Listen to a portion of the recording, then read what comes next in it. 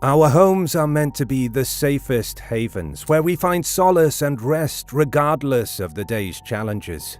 Yet, there are times when these supposed sanctuaries become the very source of our fears. While paranormal activities often grab headlines, more often than not, the most unsettling fear often comes from fellow humans. Take the case of Daniel LaPlante, who turned breaking into people's houses and instilling fear into a disturbing habit. Sadly, this frightening pursuit went beyond just trying to scare people. He ended up killing an entire family. Daniel LaPlante, born on May 16, 1970, in Townsend, Massachusetts, faced a challenging childhood that lacked detailed documentation. In his early teenage years, he resided with his mother, Elaine, stepfather, David Moore, and two brothers, Stephen and Matthew. Daniel's youth was marked by significant hardships, enduring both physical, psychological, and sexual abuse from his father and stepfather. His academic journey was hindered by dyslexia, a condition for which he received no support. Furthermore, he grappled with a nearly non-existent social life, as his peers deemed him creepy and weird. Struggling with hygiene issues, he often attended school with an unpleasant odor and unwashed clothes, causing classmates to steer clear of him. In his early teenage years, Daniel started seeing a psychiatrist as suggested by school authorities, who diagnosed him with hyperactivity disorder. Regrettably, rather than helping Daniel, the psychiatrist subjected him to sexual abuse, which persisted for more than a year. As a result, Daniel concluded the sessions in a mentally deteriorated state, worse than how he initially started. Neighbors described Daniel as frightening and odd, setting the stage for his eventual descent into a life of criminal activities. Daniel, at the age of 16, had a knack for breaking into people's homes. Sometimes he'd steal things, while other times he'd just rearrange items, leaving occupants unsettled when they realized someone had been in their home. At this point in his life, Daniel got the phone number of a local girl named Annie Andrews. Annie, only 15, lived with her father, Brian, and her younger sister, Jessica. Their family was already vulnerable, having recently lost their mother to cancer after a prolonged battle. Daniel and Annie developed a telephone friendship, with Daniel portraying himself to be someone quite different. He claimed to attend a nearby high school and even said he was the captain of the football team. After several calls, Annie agreed to go on a date with him. However, when they met, she was disappointed to find he didn't match the person he described. Despite the letdown, they went for ice cream. During the date, Daniel strangely focused on the details of Annie's mother's death, making the experience uncomfortable. Annie was relieved when the date ended, knowing there wouldn't be a second one. Meanwhile, Annie's father was working hard to support the family and dealing with the grief of losing his wife. He also supported his daughters through the challenging time of losing their mother. Working long hours, Annie's father left the girls alone at home during the day. In the fall of 1986, Annie and Jessica started hearing strange noises. They informed their dad, who dismissed these sounds as typical house creaks. Oddly, the noises never happened when their father was at home. One evening, the girls discovered writing on the basement wall, causing them to panic. They urgently called their father, asking him to come home. Upon his return, Brian quickly went in the house to investigate. He carefully searched the basement, finding nothing. Moving to the other rooms, he still came up empty-handed. Brian started to feel a sense of relief, thinking the girls' imagination might be getting the best of them. However, as he opened the door to Annie's room, there it was. A stranger in the corner, wearing his deceased wife's wedding dress and clutching a hatchet. Brian was shocked and couldn't believe what he was seeing. Then he quickly fled the house and contacted the police. When the authorities arrived, it initially appeared that the intruder had escaped. However, sharp-eyed officers noticed a hidden access point to a crawl space under the stairs. Upon inspection, they found Daniel LaPlante hiding there. Moreover, within the crawl space and voids between the walls of the Andrews family home, they discovered food debris, clothing, wrappers, indicating that Daniel had been living there for around 2 months. Daniel had been secretly watching the family's daily routines. When Brian was at work, he would bother the two girls by moving things, flickering lights, and making noises. Daniel got arrested on December 11, 1986, and faced charges like breaking and entering and armed assault in a dwelling. Since he was 16, he was initially put in a juvenile facility. His parents, seemingly indifferent to his well-being, viewed the situation as a chance to reduce the number of mouths to feed. Living a life marked by drug addiction, they relied on government assistance programs for support. But when they decided to try him as an adult, he became eligible for bail. Daniel went back to his illegal activities, breaking into houses to unsettle people. During one break-in, he went as far as to steal 2 handguns from a neighbor. On November 16, 1987, there was a break-in at Priscilla and Andrew Gustafson's home. Priscilla, 33, and Andrew, 34, had lived in their secluded house on Saunders Road in Townsend for 5 years.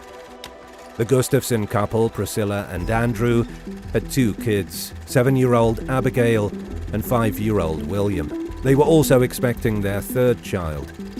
Andrew worked at a small law firm nearby, and Priscilla was a teacher at the town's cooperative play school. They reported a break-in to the police, something that had become more common in the preceding months. Items were moved around, and a few were stolen, but nothing valuable. On December 1st, 1987, Priscilla picked up William from the babysitter at 1 p.m. and returned home at 3:30 p.m. Abigail arrived home on the school bus. Andrew was busy with a real estate deal at work, hoping to celebrate with Priscilla later. However, when he called her, she didn't answer the phone, which was unusual. After a few unsuccessful attempts to call, Andrew, feeling uneasy, decided to drive home. When he arrived, he saw Priscilla's car in the driveway, and at that moment he knew something was wrong. He entered the house around 5:30 p.m., and the first thing he noticed was an unusual quietness. He called for his wife a few times, but got no answer. He slowly made his way upstairs, still calling out for his family. But with each step he made, cold sweat dripped from his body. And when he finally made his way upstairs, he saw the picture that would haunt him for life. He found Priscilla's body on the bed and her head covered with a pillow. It was clear she had been shot. Andrew, scared and paralyzed, called the police but couldn't bring himself to search for his children. When the police arrived, they escorted Andrew out before searching the property. They found William's body in an upstairs bathroom. He had been drowned. Abigail's body was discovered downstairs. She had been beaten and drowned. A massive police hunt started, shocking the quiet community. A message on the wall was noted, and the similarity to a previous crime at the Andrews house couldn't be ignored. On December 2nd, 1987, the day after the tragic murders, Daniel found himself under police scrutiny. Though the authorities suspected his involvement, they lacked sufficient evidence to formally charge him. Undeterred, the police persisted in their efforts to construct a case against Daniel. Living less than a mile away from the Gustafson family, Daniel's proximity raised suspicions. The 2 residences were only separated by a wooded area. During a thorough search of this woodland, the police stumbled upon crucial evidence: a shirt, gloves, and a family nameplate belonging to the Gustafsons. These discoveries established a direct link between Daniel and the heinous crimes, providing the much-needed breakthrough. Returning to apprehend Daniel, the police were met with an unexpected development. He had vanished. A warrant for his arrest was promptly issued, triggering an extensive manhunt. Descriptions circulated, portraying Daniel as roughly 5 feet 8 inches tall, weighing around 135 pounds, with brown hair and eyes. Authorities cautioned the public that he might be armed and was deemed extremely dangerous. The pursuit reached a critical juncture around 6:30 p.m. on December 3rd, when Daniel was discovered hiding in a dumpster in a lumber yard in Ayr, which was approximately 10 miles away from the crime scene. This marked the culmination of an intense search, bringing a sense of closure to the unfolding investigation. Upon his arrest, reports circulated that Daniel displayed an unsettling demeanor, even laughing. Subsequent investigations uncovered additional forensic evidence, notably a strand of Abigail's hair on Daniel's clothing. Bullet casings discovered at Daniel's residence perfectly matched those from the bullets that ended Priscilla's life. In light of these findings, Daniel faced 3 murder charges. Despite vehemently proclaiming his innocence and asserting that he was at home watching music videos during the crime, his alibi remained unverifiable. The assessment of his competency to stand trial ensued. Jury selection commenced on October 3rd of the following year. Daniel entered a plea of not guilty. The prosecution presented a formidable case featuring over 50 witnesses and an array of compelling forensic evidence. Strikingly, the defense opted not to call any witnesses, contending that all evidence against Daniel was circumstantial. Their stance centered on the argument that while the presented evidence suggested Daniel's potential involvement, it fell short of conclusively proving his guilt. The trial unfolded as a complex legal battle, with the weight of circumstantial evidence hanging in the balance. The defense team emphasized that the evidence pointed towards the LaPlante family as a whole rather than singling out Daniel. They argued that he was unfairly being used as a scapegoat. On October 25, 1988, Daniel was found guilty of all 3 murders. The subsequent day, he received 3 life sentences. The prosecution pushed for these sentences to be served consecutively, while the defense sought concurrent terms. The judge sided with the prosecution, decreeing that Daniel would serve 3 consecutive 15-year sentences before being eligible for parole. Almost 3 decades later, on March 22, 2017, a re-sentencing hearing occurred in Middlesex Superior Court, Massachusetts. Daniel, considering himself a juvenile at the time of the crimes, requested a sentence reduction. He anchored his plea on the change in the law, reducing the maximum term for juvenile incarceration without parole consideration to 30 years in 2014. However, this law wasn't retroactive and didn't apply to Daniel's case. I do not have the words to fully express my profound sorrow, but I am truly sorry for the harm that I have caused. In the very essence of who I am, the depth of my soul, I am sorry. Despite expressing remorse and apologizing for his crimes during the hearing, Daniel's plea for a reduced sentence was not granted. But the story does not end here. After a thorough evaluation by a forensic psychiatrist, Daniel was diagnosed with antisocial personality disorder, highlighting his complete lack of empathy for the crimes he committed. In the 2017 review, the judge handed him the maximum penalty of 45 years before parole consideration. Fast forward to 2019, Daniel appealed his sentence, arguing that it was unconstitutional and amounted to cruel and unusual punishment. Success in this appeal would have opened the door for parole consideration within 2 years. However, on Thursday, June 6, 2019, the Supreme Judicial Court unanimously ruled against Daniel, affirming that he must serve the entire 45-year sentence before parole eligibility. This means he'll have to wait until the year 2030, when he turns 62, for a chance at parole. Recently, there was a movie released named Boy in the Walls, drawing inspiration from this very incident.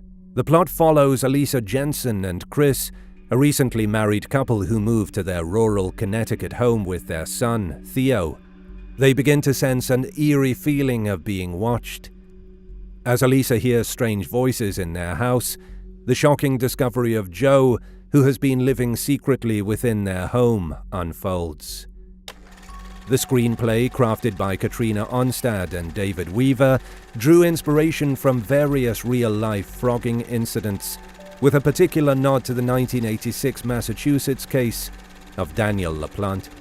Therefore, it's safe to say that the film is deeply rooted in true events, particularly the infamous Daniel LaPlante case. If you have thoughts, let us know in the comments below, and don't forget to like and subscribe. Police in Colorado say they have found two bodies they believe are the daughters of Christopher and Shanann Watts.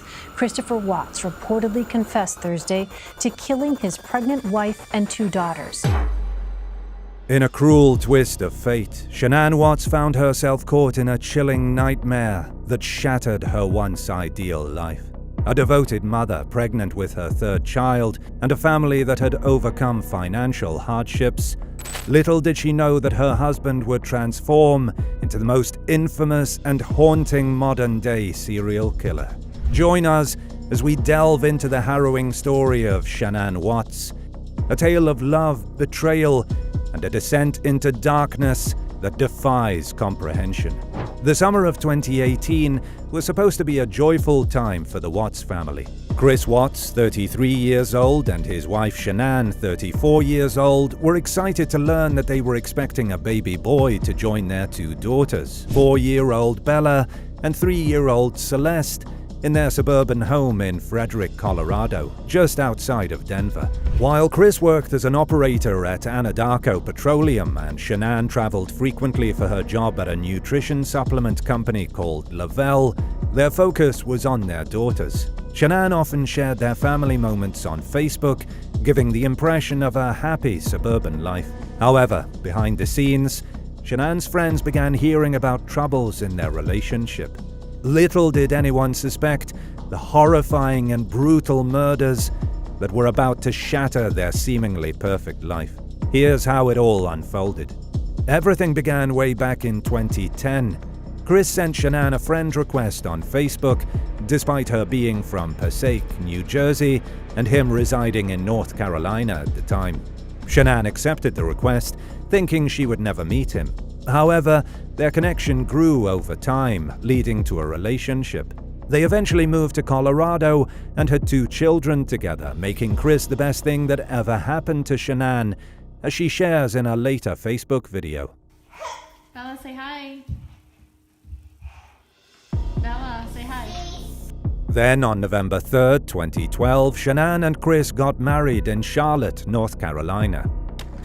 A year later, their first child, a daughter named Bella Marie Watts, was born in Colorado on December 17, 2013. Shanann was overjoyed and grateful for this precious gift from God, treasuring every moment with her.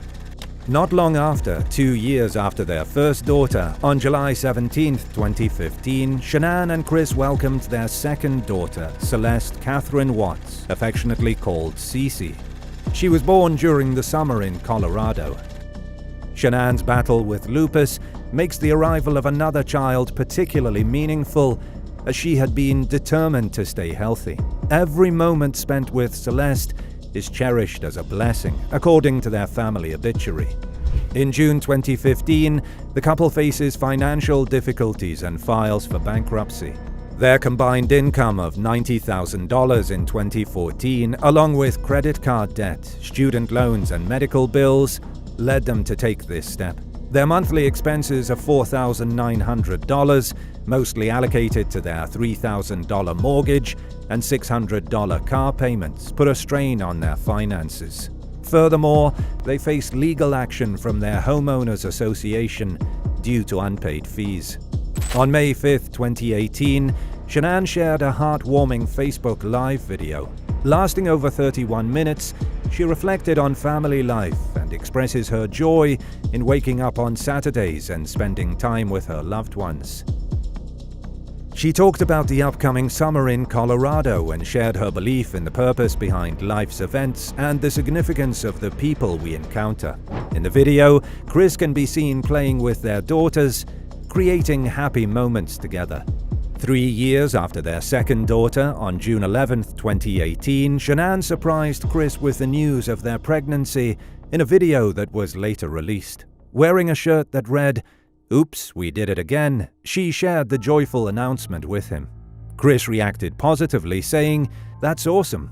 Then 6 days later, on Father's Day, Shanann posted a heartfelt message to Chris on Facebook.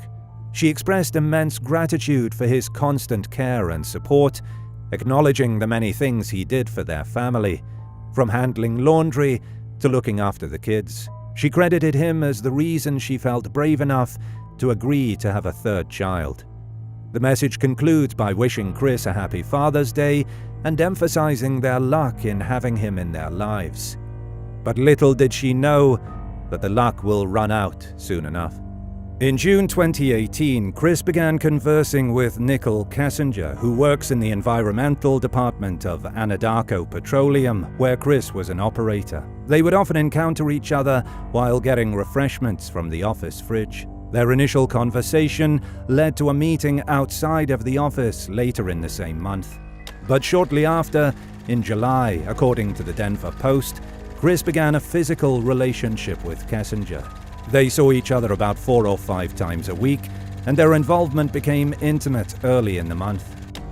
Chris informed Kessinger that he is almost divorced, and later, when Shanann and their daughters are out of town, he told Kessinger that the divorce is finalized.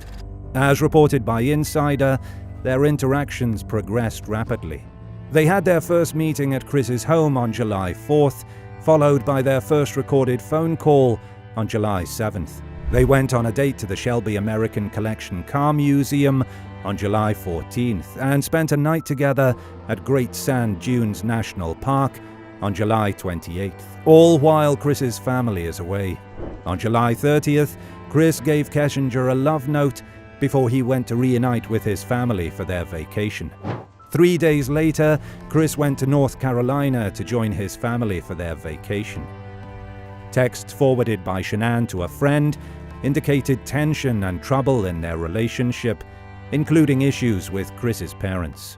Next month, just weeks after starting their relationship, Kessinger spent 2 hours browsing online for wedding dresses, as revealed by her cell phone data. This indicates that Chris might have manipulated her into believing that he would marry her. On July 9th, Shanann departed on a business trip to Arizona after confiding in friends about her difficulties with Chris. She texted a friend before leaving, mentioning that she and Chris had their best talk yet. She even wrote a handwritten letter to him, expressing her thoughts and feelings. 3 days later, while Shanann is out of town, Chris hired a babysitter, claiming that he's going to a baseball game with his co-workers. However, instead of attending the game, he went to a bar with Kessinger. In the early hours the same day, around 1:48 a.m., Shanann returned from her business trip. Her friend Nicole Atkinson gave her a ride back home to their residence on the 2800 block of Saratoga Trail. That morning, Chris woke up Shanann while he was getting ready for work and wanted to discuss their marriage and future. In his later confession, he revealed that he disclosed his affair to Shanann and expressed his belief that their marriage was not going to last. In response, Shanann made a statement saying that Chris would not see their children again. This led to a heated confrontation, and in a moment of rage, Chris strangled Shanann to death. Their 4-year-old daughter Bella entered the room and asked what was happening to her mom. Chris wrapped Shanann's lifeless body in a blanket and placed her in his truck. He then put the 2 kids in the back seat and drove to his work site. Once there, Chris smothered Celeste in the back seat and disposed of her body in an oil tank. He repeated the same horrifying act with Bella, placing her body in another tank. Chris also buried his wife's body nearby, as he later admitted while in prison. The next day at around 1:40 p.m., Atkinson, a friend of Shanann's, became worried when she doesn't receive any response from her. Concerned about her well-being, Atkinson tried calling and texting Shanann multiple times. She knew that Shanann had a doctor's appointment that morning because she was pregnant, but Shanann didn't show up for it. Growing increasingly alarmed, Atkinson contacted the local police to report Shanann missing. So my friend, we were out of town for a business trip this weekend. All right. And I dropped her off at 2 o'clock this morning. She's 15 weeks pregnant. She wasn't feeling well, and she had a doctor's appointment this morning at 9, and I told her to let me know if she needed me to take her. She's got 2 little girls.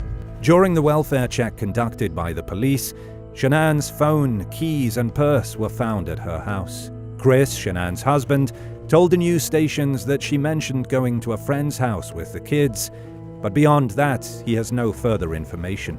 His statement was vague and raised suspicion. I want them here. Like, this house is not the same. I mean, last night was traumatic. Last night was... The following day, on August 14th, as the Colorado Bureau of Investigation issued an endangered missing alert, Chris appeared on Denver's ABC affiliate and made a heartfelt plea for his family's return. He begs Shanann, Bella, and Celeste to come back, expressing his desperate need to see them again. Chris emphasizes that his house felt incomplete without them and urges anyone who may have them to bring them back. On August 15th, the FBI joined the search efforts for Shanann and her daughters. Chris undergoes a polygraph test, but fails it. He then confessed to his father Ronnie, and later to officials, that he killed Shanann. However, he deceitfully blamed Shanann for smothering their daughters as the reason for his horrifying actions. On August 16th, the bodies of Shanann, Bella, and Celeste are discovered at the location where Chris had been working. On the same day, Chris appeared in Weld County Court for a bond hearing, but is denied bail. Kessinger, Chris's former mistress, spoke to the police the same day and expressed her belief that Chris had been mentally unstable for a long time, even before their relationship began. She stated, "I genuinely think he was losing his mind before he met me." A week later, on August 21st, Chris was formally charged with 3 counts of first-degree murder. In addition to those charges, he faced 2 more first-degree charges, specifically for victims who were 12 years old or younger. He is also charged with unlawfully terminating a pregnancy and tampering with the bodies, making a total of 9 charges against him. On September 1st, a funeral was held for Shanann and her daughters in Pinehurst, North Carolina. The ceremony took place at the Sacred Heart Catholic Church and lasted for about 90 minutes. The service began with a rendition of Amazing Grace, and notably, Chris is never mentioned during the proceedings. The priest read a statement from Shanann's father, Frank Zuchek, expressing his love for his daughter and referring to her as his little girl. On November 6th, Chris appeared in court and pleads guilty to all 9 charges against him. Shanann's family requested that the death penalty not be pursued in his case. On November 19th, Chris received his sentence. Judge Marcelo Kopkov described the murders as one of the most brutal and inhumane crimes he has ever encountered. Chris is handed 5 life sentences without the possibility of parole, along with additional years of imprisonment for unlawfully terminating Shanann's pregnancy and disposing of his family's bodies. In response to the tragedy, Shanann's parents filed a wrongful death lawsuit against Chris. Due to concerns for his safety, Chris is transferred from Colorado to the Dodge Correctional Facility in Waupun, Wisconsin on December 3rd.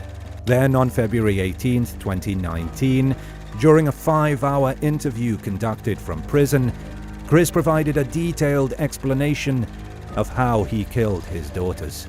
What they say specifically? It was more of like, what are you doing to mommy? Okay.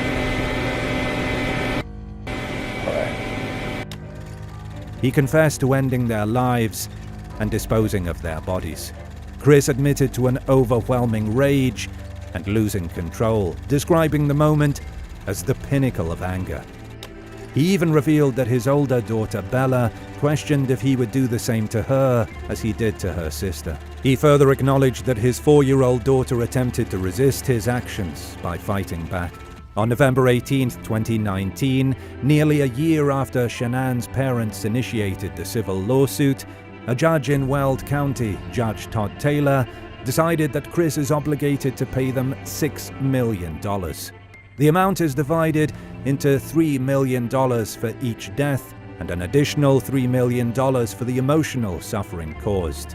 The sum will continue to accumulate with an 8% interest rate. Although it's improbable that Shanann's parents will actually receive the money, This ruling ensured that Chris cannot benefit financially from the horrific murders in any manner. New Year celebrations are typically filled with joy, but for some, it can turn into a haunting nightmare. Take the case in Japan precisely 24 years ago.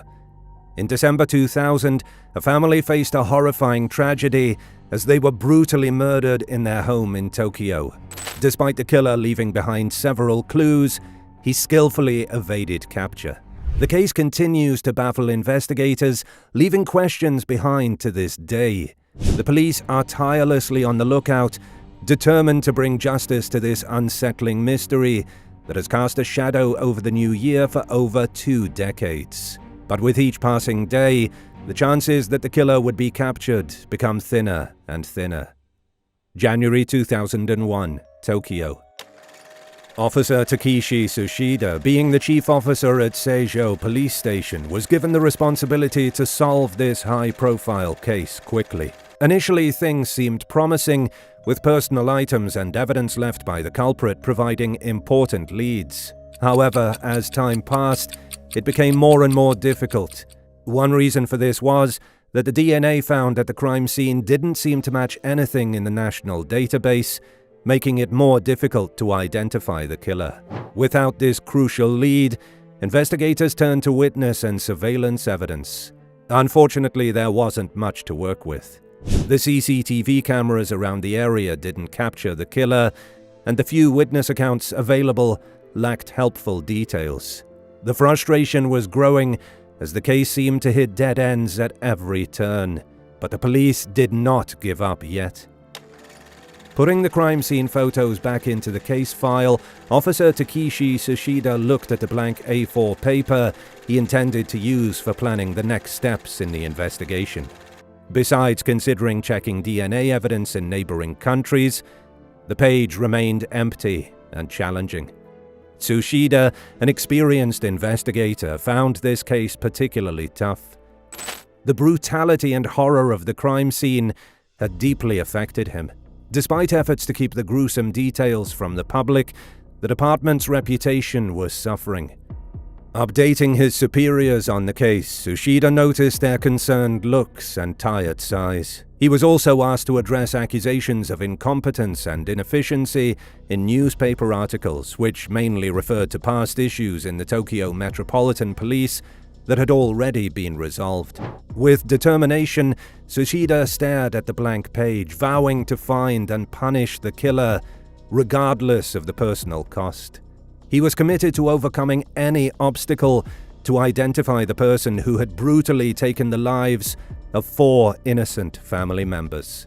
The investigators assigned to the Setagaya killings quickly worked to piece together a timeline of the victims' final hours on December 30th. Like many other families in Tokyo that day, the victims had spent the day preparing to welcome the new year together.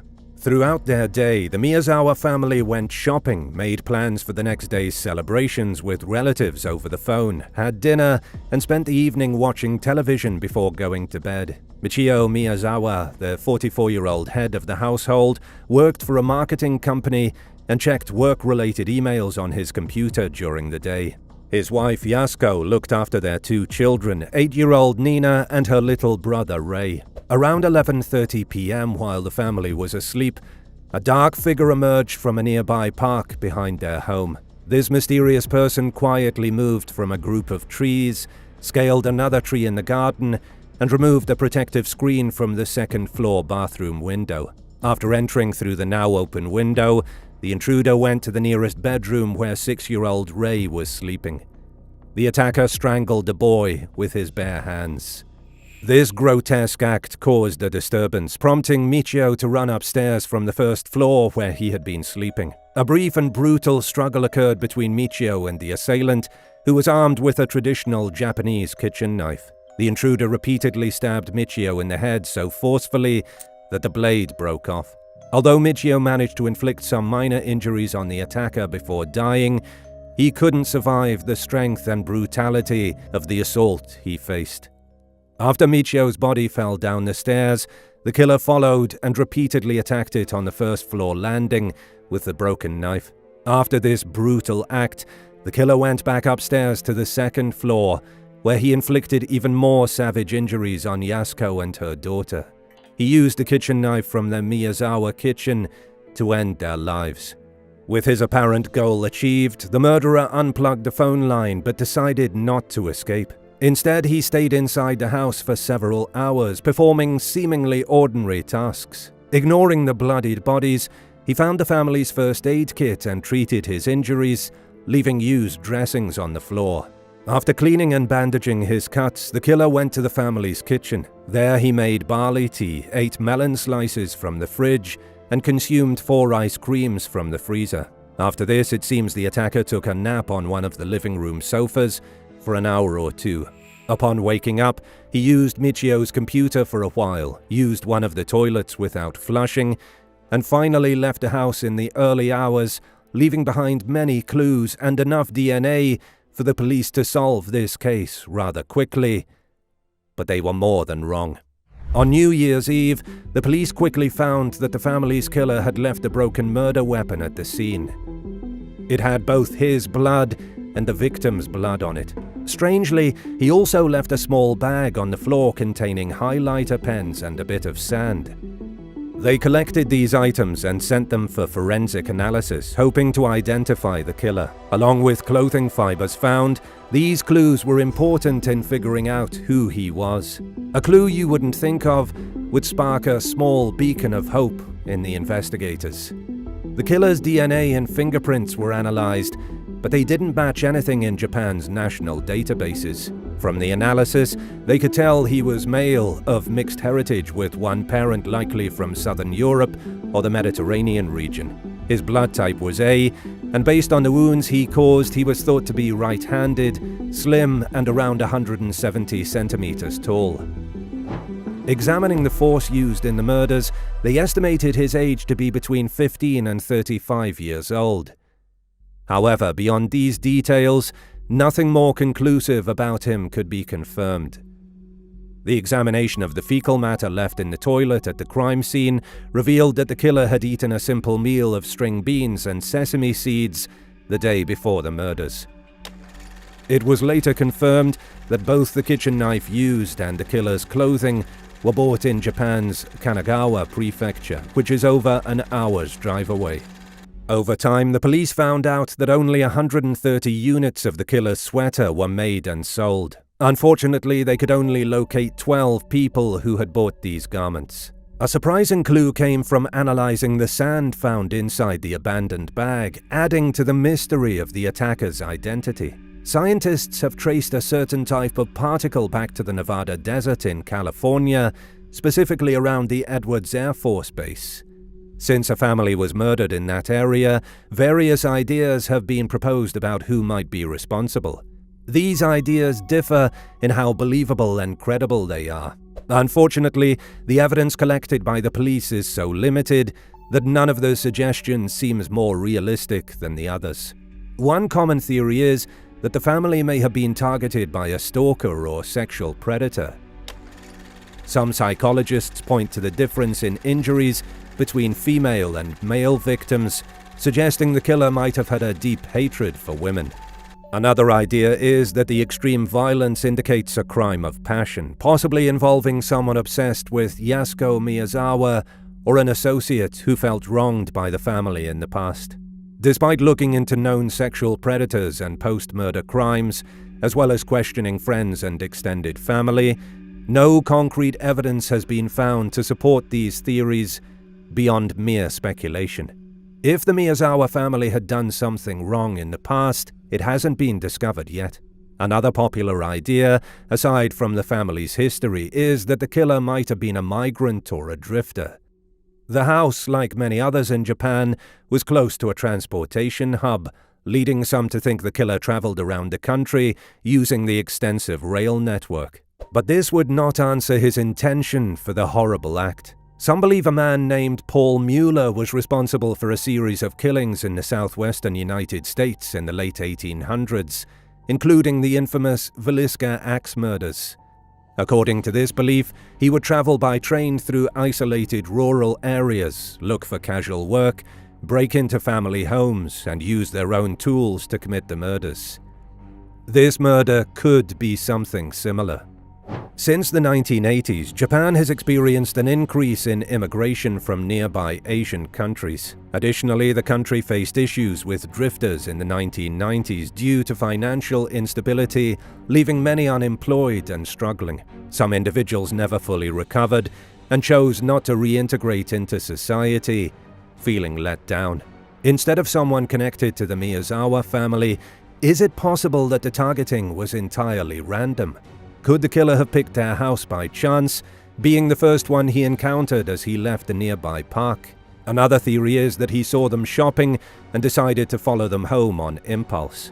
The sand found at the scene, potentially linking to Edwards Air Force Base, led some to suggest the killer might be one of the 50,000 US military personnel stationed in Japan at the time. Unfortunately, American servicemen and contractors have been involved in high-profile crimes in the country, causing national outrage and calls for their removal. This theory could also explain the mixed DNA profile recovered from the killer. The investigators continue to look for clues and information to finally find the murderer. Some far-reaching theories about the murders relate to the open space behind the family home. There are suggestions that the Miyazawas were offered a large sum of money to move, allowing authorities to demolish their house, and others for park expansion. Rumors also circulate that Mikio had some altercation with a local skateboard park gang in the weeks leading up to his death. Some believe that a biker or street gang might have killed Mikio and his family because of a possible disagreement or disrespect. As of now, the Tokyo Metropolitan Police still have a team of 35 officers working on solving the mystery of the Miyazawa family murders. The investigation has collected over 12,500 pieces of evidence, and there have been more than 15,000 tips from the public through a police information line. After leading the case for 8 years, Takeshi Sushida retired, but continues to pursue it independently. For 20 years, the police have held an annual service of remembrance at the crime scene.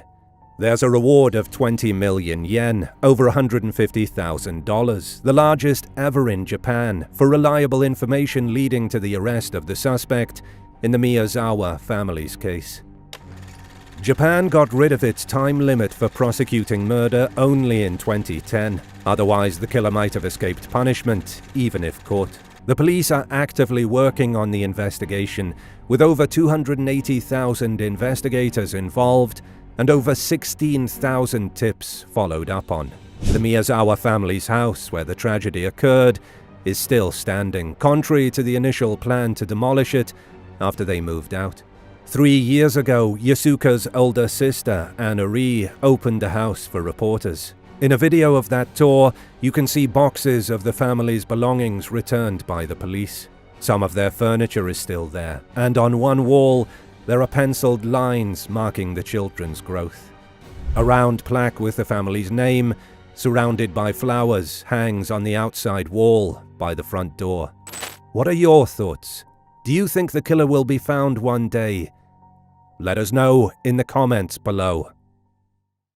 Beyond the glitz and glamour of shows like Family Feud lies a story that starts with a seemingly harmless moment on the screen and unfolds into a tragic, real-life nightmare. A contestant that became famous on the show by saying the only regret on his wedding day was that he said, "I do," became engulfed in controversy. What's the biggest mistake you made at your wedding? Honey, I love you, but said I do. Let's take a more detailed look at how everything unfolded. Rebecca Bliefnick, also known as Becky, was born in November 1981 in Quincy, Illinois. She did really well in school. Becky was the top student when she graduated from Quincy Notre Dame High School. She continued her education at Quincy University and got a degree in biological science with a minor in chemistry. Becky's professional journey started in pharmaceutical sales at Sanofi Aventis, where she was really good and made a lot of sales. But her true passion was nursing, so she went to Blessing Ryman College of Nursing and Health Sciences. She did really well and graduated with top honors. During her career, she worked as a dedicated nurse in different roles, including being a travel nurse during the tough times of the COVID pandemic. Outside of work, Becky was also really involved in her community.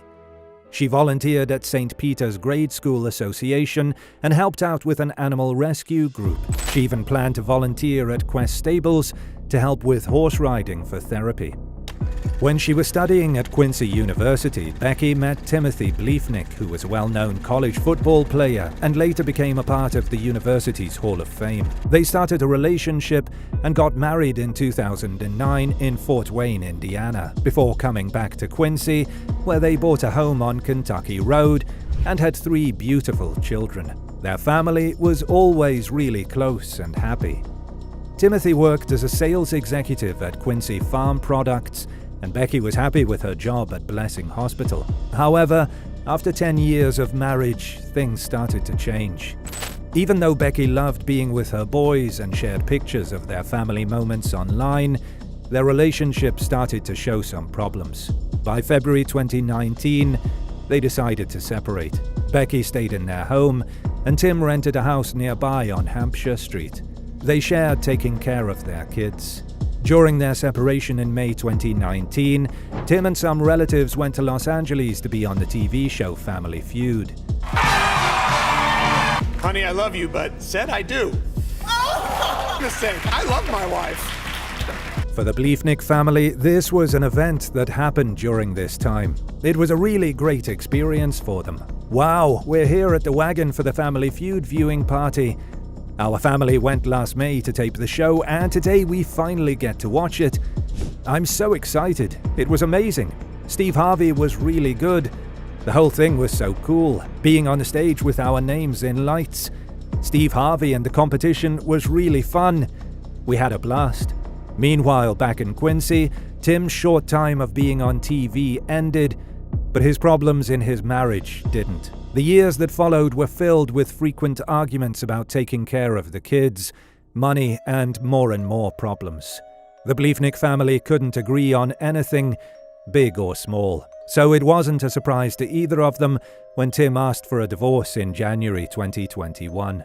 After Tim filed the legal papers, things got even worse between them. The state had to step in and choose someone to look out for the kids' well-being. They chose attorney Rick Zimmerman to do this. Later in court, he talked about what he saw in the Bleefnick family's relationship at that time. On February 10th, Tim reached out to the Quincy Police Department. He asked them to return a 9mm handgun to Becky on his behalf, as he didn't want to give it to her directly. However, the police declined his request. 5 days later, both Tim and Becky received notifications from the family court that their divorce was scheduled for final hearings on March 3rd.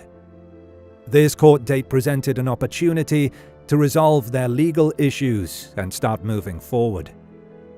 After Tim texted Becky's father, expressing concern for Becky's health, her father became worried. Tim informed him that Becky, who had recently undergone abdominal surgery, wasn't feeling well and wasn't responding. Tim also wanted to know who would pick up their children from school.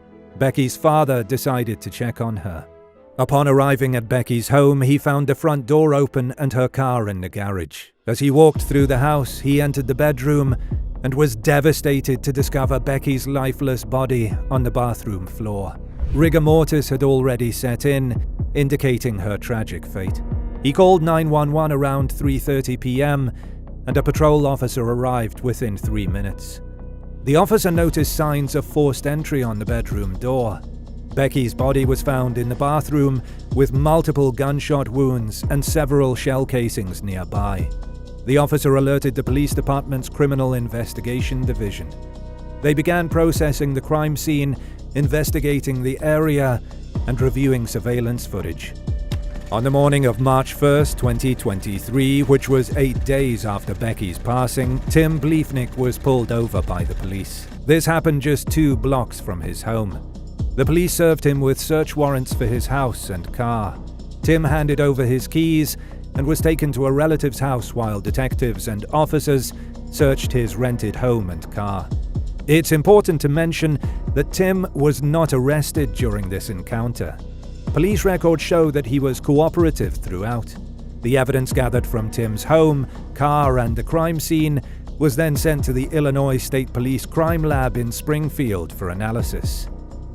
Becky Bliefnick's funeral took place on Friday, March 3, 2023 at 10 a.m. at St. Peter's Church. On March 13th, which was 12 days after the search warrants were executed, and following the receipts of results from the crime lab, the Quincy Police Department held a press conference to provide updates on the ongoing investigation.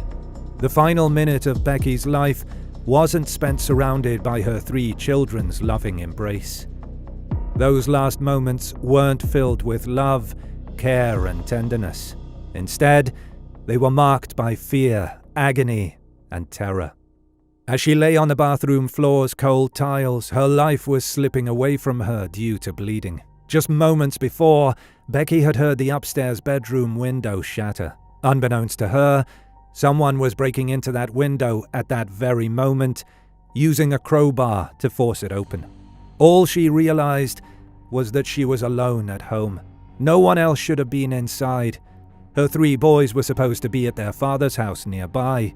She rushed into her bedroom, slammed the door shut, and tried frantically to dial a number on her phone. However, the bedroom door was forcefully kicked open, the frame giving way.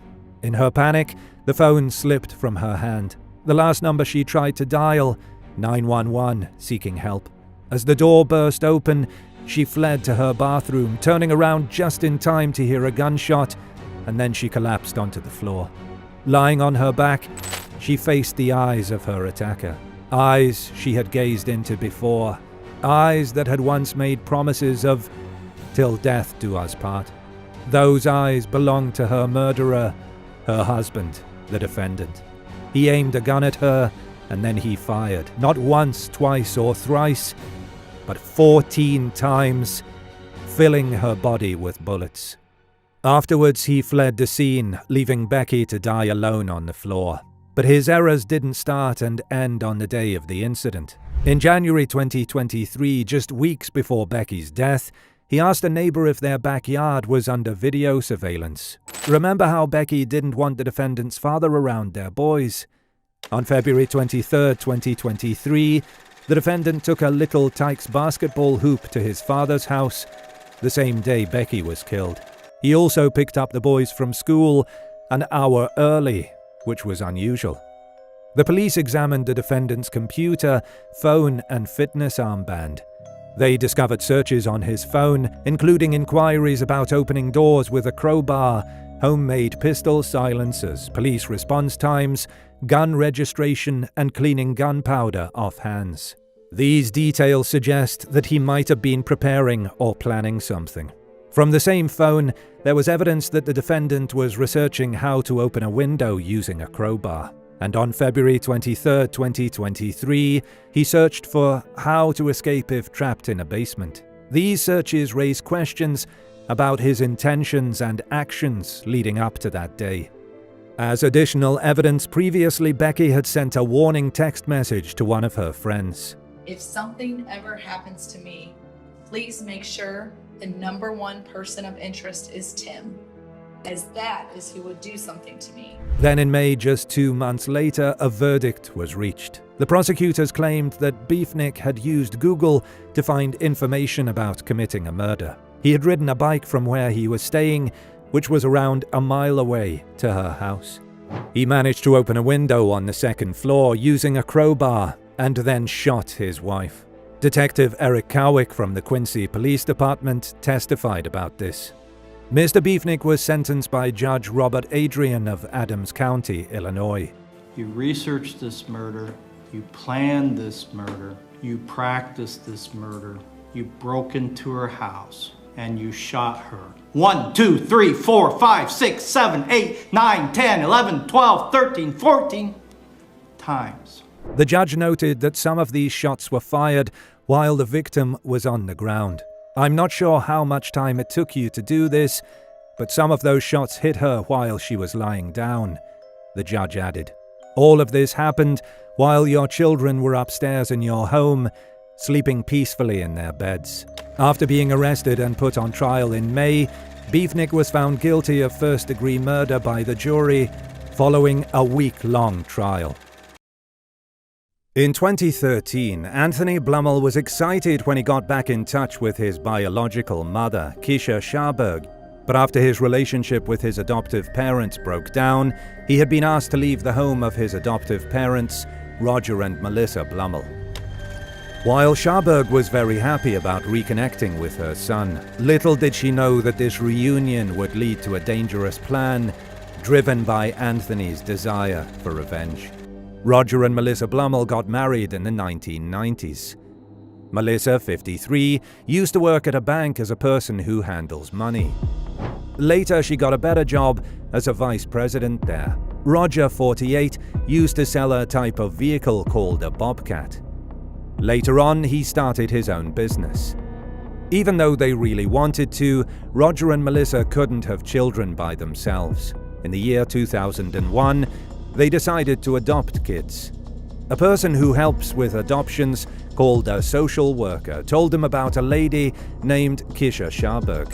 She had 2 boys that she wasn't able to take care of, so she wanted them to have a new family. The Blummels adopted the 2 boys, Tony and his younger brother Chris. Tony and Chris fit in well with the Blummel family. They became very close and got along like good friends. The boys grew up to be really good at sports and were also known for being very polite. On November 15, 2013, Chris, who was 16 years old at that time, called 911 for help. Chris told the emergency operator that when he got home, he found his parents in their truck and they didn't seem well. He said his dad, Roger, was coughing and his mom, Melissa, was moving her head strangely. Chris said they were alive, but not moving much. The person on the phone asked Chris to gently lay his parents on their backs so he could try to help them by doing CPR, a way to make them breathe again. Chris then noticed that there was a lot of blood in the truck. They also found a small metal piece that's part of a gun, called a shell casing. Both Roger and Melissa had been shot on the right side of their heads. They were quickly taken to the hospital for medical care. The police noticed that Chris was acting oddly. Even though he had witnessed something serious, he didn't seem to show many feelings. The police talked to Chris and asked him what he thought had occurred. Chris said the only person he could imagine might have done something to their parents was his brother Tony. During Tony's last year in high school, there were problems in the Blummel family. Tony regularly used a drug called marijuana, and he didn't like that his parents set rules for him, like a time he had to be home. Melissa, the mom, was also worried about Tony. He had trouble controlling his anger and was physically strong. After finishing high school, Tony got in trouble with the law for driving under the influence, DUI. He had talked before about his desire to join the Air Force, but after getting arrested, his chances of pursuing that dream seemed to vanish. As a result, his parents, the Blummels, decided to tell him that he couldn't live with them anymore. In September of 2013, Tony left to go to California. However, he returned to town later and asked his parents if they would like to have dinner with him. This was on November 15th. But just a few hours after this dinner, they found themselves in a terrible situation, fighting for their lives in the hospital.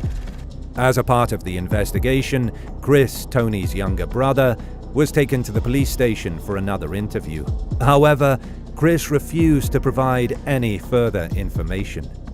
At the place where the crime happened, the police saw that the door in the garage had been opened by force. Inside the house, things were scattered all around. In the main bedroom, the drawers had been pulled out. The police started to investigate Roger's business matters, thinking that maybe a client was angry with him. However, they later decided that this wasn't the case. In Sedgwick County, Kansas, there had been a few incidents of people breaking into homes. The police wondered if the Blummels had returned home and caught someone trying to break in. Eventually, they determined that this wasn't what had happened either. The police were eager to locate Tony. He had also expressed a desire to talk with them and had come to the police station for an interview. During their investigation, they discovered that Tony had reconnected with his biological mother, Keisha, in the spring of 2013. Keisha had sent messages to both Tony and his younger brother, Chris, but Chris had chosen to keep his distance from her. Tony explained that he had traveled to California in September 2013 and stayed with Keisha, her 7-year-old daughter, and her girlfriend named Sean. He spent a few weeks there, but he started to miss his adoptive family. In October 2013, he came back to Kansas with Keisha and his half-sister. Tony shared that he was staying in a hotel with Keisha and his sister. On November 15th, after having dinner with the Blummels, he returned to the hotel around 8 p.m. Hotel staff confirmed that Tony's story matched the timeline he provided. Similarly, Chris's account was checked and verified. He had been attending a dinner for his wrestling team that evening and arrived home to the shocking discovery that his parents had been shot. Melissa passed away at the hospital on November 16th, while Roger was still battling for his life. On November 17th, a different police department contacted the Sedgwick County Police, letting them know that they had someone with important information about the case. A man named Dalton shared that his friend, Braden Smith, was somehow connected. Dalton had a history of selling guns to people. Braden had sent him a message asking for a gun to do a task. Even though Braden kept asking, Dalton declined because he was trying to move away from that kind of lifestyle. Dalton mentioned that when he heard about the shooting of Roger and Melissa, he strongly suspected Braden's involvement. The police conducted a background check on Braden. They found out that Braden had a reputation for using and selling drugs. He had also been friends with Tony Blummel. They brought him in for questioning on November 19th. Braden didn't waste time and immediately confessed to being part of the situation. He revealed that he was aware of Tony's reconnection with Keisha. According to Braden, Tony had shared a plan with him. The plan involved going to California, staying with Keisha, and growing marijuana legally, as they believed it could bring them profits. Braden and Tony went to California together in September 2013. They lived in a small apartment with Sean for a few weeks until Sean asked them to leave. After that, Braden, Tony, Keisha, and Keisha's daughter returned to Kansas. While they were on their way back, they came up with a dark plan to harm Roger and Melissa. Tony believed that by getting rid of them, he would gain a substantial amount of money that they could use to expand their drug business. However, Braden started to feel unsure about this plan and decided to involve his friend, Drew Ellington. Drew seemed to have aspirations of becoming a hitman and agreed to help after Braden offered him $1,000. On November 15th, Braden provided Drew with 2 firearms and explained the plan to him. Braden also confessed to throwing 2 firearms into a pond, but he claimed that neither of these was the weapon used in the murders. The police found the 2 firearms in the pond. One of them was a .25 caliber gun, but it was determined not to be the weapon used in the killings. Drew Ellington was taken into custody. He admitted to being involved, but pointed the blame at Keisha as the one who pulled the trigger. According to Drew, Tony arranged things so that his parents would go out to dinner. This gave Drew and Keisha the opportunity to wait for their return. Around 8:15 p.m., Tony called to let them know his parents would be back soon. They set up the house to make it look like a robbery had taken place. Once Tony's parents came back to the hotel, Keisha concealed the gun by wrapping it in a shirt with long sleeves. She also took Melissa's purse and instructed Drew to get rid of both items.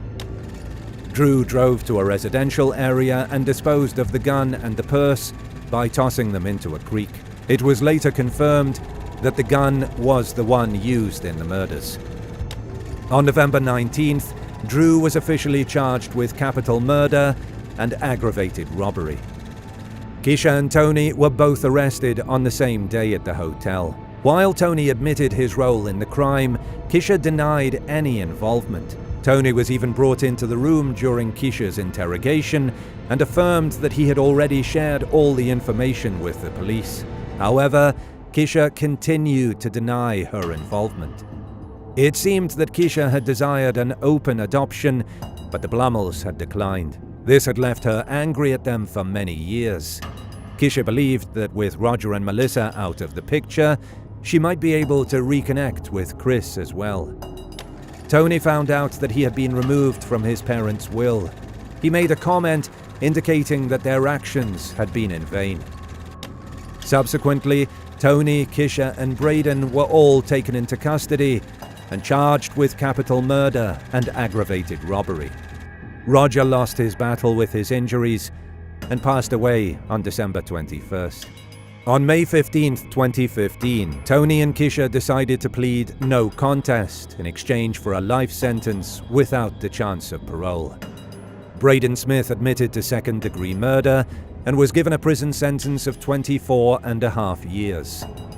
Drew Ellington was found guilty of both first and second-degree murder. He received a life sentence, but there's a possibility he could be considered for parole after serving 25 years and 155 months. Keisha's daughter was placed in foster care. It appears that both Tony and Keisha held a lot of anger towards the Blummels. The Blummels seemed to be caring and affectionate people, both as parents and individuals. The tragic events that unfolded were certainly undeserved. It's likely that the decision to ask Tony to leave their home was a difficult one for the Blummels, but his behavior left them with few options. Looking back, both Tony and Keisha seem to have been skilled at manipulating situations. Unfortunately, their choices led to devastating consequences for everyone involved.